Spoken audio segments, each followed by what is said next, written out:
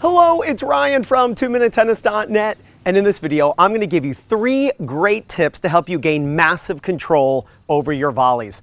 The first is to use a completely different ready position than you might have learned in the past. So when I watch players play and they're at the net, usually I see 2 ready positions. Either their racket's down and they have no idea that their racket's down, so you want the racket to be up. But here's the one that really frustrates me because it doesn't help players hit better volleys. And that is keep your elbows in front of your body. Have you ever heard that before? I just don't get it, because when you watch players, it's great in theory. And it works on paper, if you will. And the idea is that if you keep your elbows in front of your bodies, then in front of your body, then the swing will be short. And it's actually not true at all, because what happens when your elbow is in front of your body and then the ball comes slowly and you want to hit it quite hard and you want to really pound the volley, what ends up happening is you keep your elbow in front, but then you pull your racket back and the racket lays open and then you slap at the volley.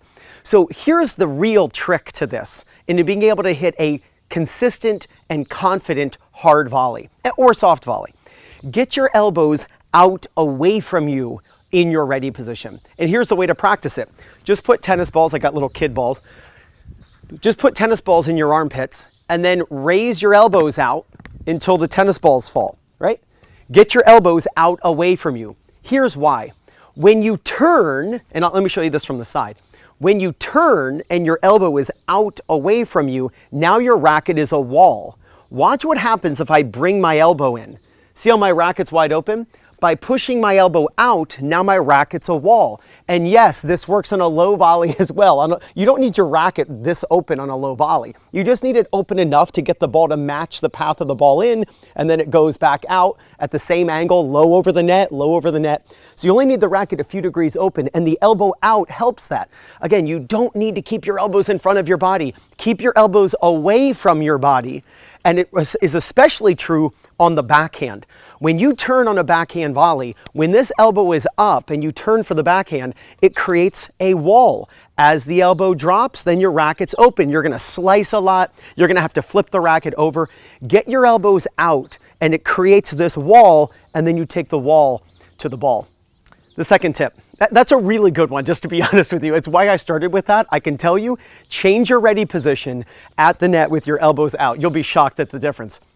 The second tip is I want you to keep your hand below your racket. Have you ever heard, keep the racket head up? I used to say that for years. Oh, keep your racket head up. And then I started thinking about it and I'm saying, wait, that's not the problem. The problem isn't that their racket head is up. It's that the student's hand isn't down. Let me explain. If I contact the volley like this, and if you're a coach, you know exactly what I'm talking about here. You'll see players and they contact the volley like this, which is a weak wrist position. So if they're contacting like this and the ball is here, I didn't need my racket to be up. I needed my hand to be down.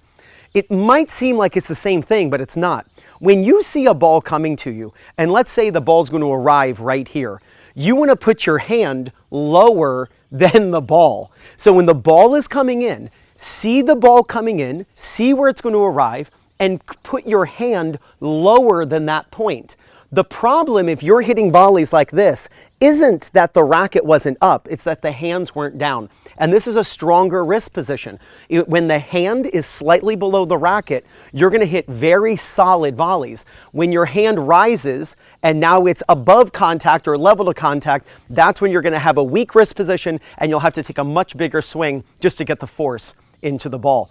So that can be accomplished in the ready position, right? Keep your hand below the racket. And then when you see the ball come to you, keep your hand lower than the ball. And since the ball is going to be where your racket is, when your hand is lower, you're going to have the right wrist position. And last, when the ball is on its way to you, you have to see into the future and you have to put your racket head exactly where the ball is going to arrive. Typically what I see is I see players set their racket too high, they don't take into consideration gravity and topspin, and that the ball is going to drop before it ever gets to them. So they see the ball way out in front of them, and let's say it's at eye height, it's at eye level, and they go, oh, I'm going to set my racket at eye level. Well, the ball's 40 feet, 20 feet from them. It's going to drop by the time it gets to them, and at the last second, they're having to chop down. What I want you to do is set the racket lower than you think you should, still above the hand, right? Still with your hand lower than the racket. But set the racket actually lower than you think you should. You'll be shocked that the ball actually comes down to your racket. And this is true whether you're attacking the ball with your feet or just staying where you are. What I'm not telling you is to let the ball come to you. Even when you're going forward and attacking the ball, you should set the racket lower than you think you should, because gravity is in topspin are going to bring the ball down to your racket. That way you're not having to chop. This is a big mistake I see all the time, is let's say it's a low volley, and you'll see players turn at head level and then slam their racket against the ground because it was a low volley, rather than setting the racket low and then volleying out. Set the racket low and then volley out. So get your elbows out in the ready position. That way when you turn, whether you want to take a big swing or a small swing, your racket is a wall. Rather than thinking keep your elbows in front, and then the racket just lays back and you start slapping. Keep your hand below the racket. Rather than thinking racket head up, think hand down. Because the racket's in the right spot if you're like this. What you need is your hand to be lower for a strong wrist position. And last, set your racket lower than you think you should on every volley, and gravity and topspin are going to bring the ball down to your racket. You make those 3 changes, there is no doubt when it comes to your volleys, you're going to gain confidence, win more matches, and play much better tennis. If you love these videos, if you absolutely feel like you are improving from the knowledge you're gaining, please hit that subscribe and like button. And it just means the world to me with this community that we're building. All the comments that I'm reading and I'm responding to makes me feel so good that you're all learning. So thank you all so much, and you got this.